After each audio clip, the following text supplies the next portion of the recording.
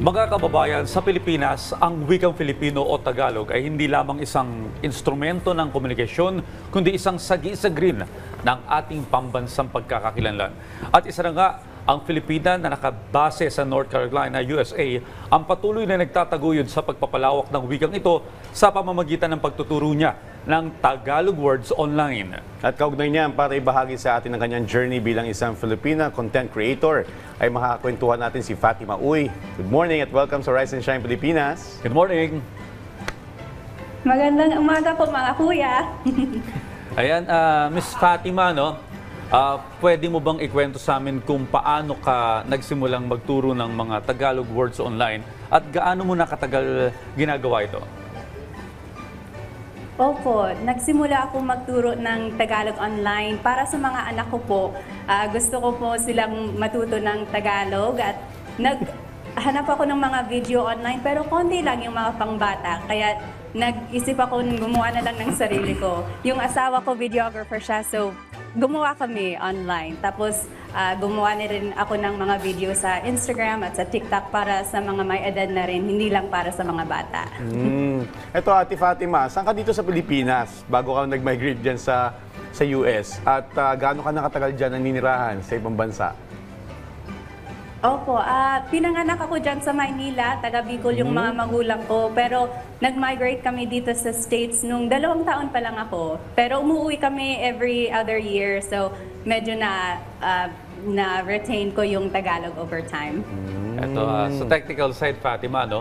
Paano mo pinipili yung mga salitang ituturo mo sa iyong mga video? Meron ka bang partikular na tema o paksa na nais mong i-highlight kada araw?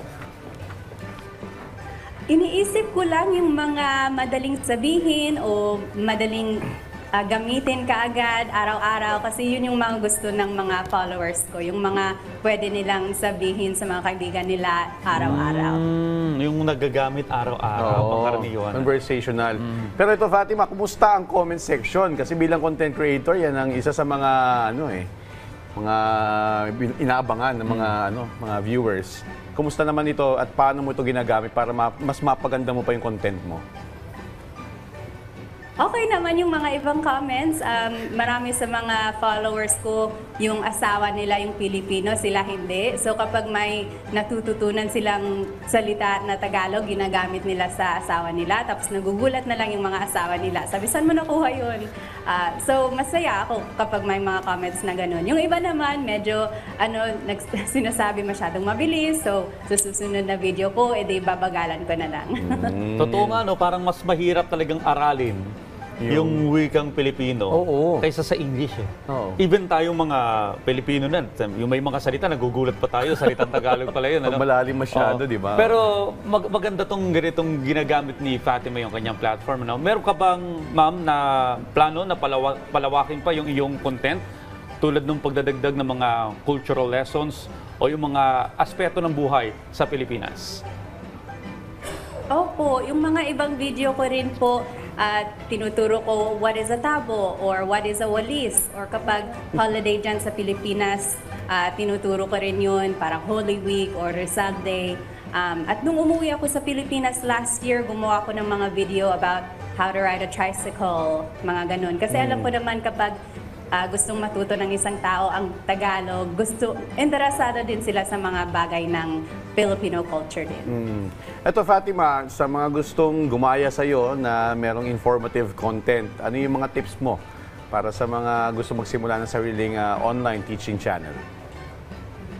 Opo, sa umpisa kailangan maraming beses mag-post kasi iniintindi pa ng algorithm ng Instagram or TikTok yung audience mo. So mga 4 o 5 beses kailangan mag-post kasi isang araw. At yung isa ko pang tip sa mga gustong magturo dyan, wag mong kalimutan kung bakit nagsimula ka magturo.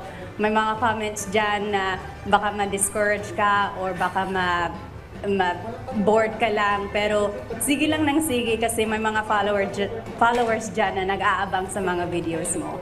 Yan. Importante itong ginagawa ni Fatima. No? Sana maging inspiration siya sa iba pang mga content creator. Kasi napansin ko, Joshua, even yung mga bata dito sa atin, dahil sa kaka-social media, kaka-YouTube, nagiging islang na, hindi na nila alam yung tamang paggamit din ng salitang Tagalog. wikang Pilipino, Oo. di ba?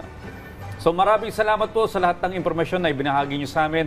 At baka may social media accounts ka na gusto mong i-announce para ma-follow ka ng mga interesado.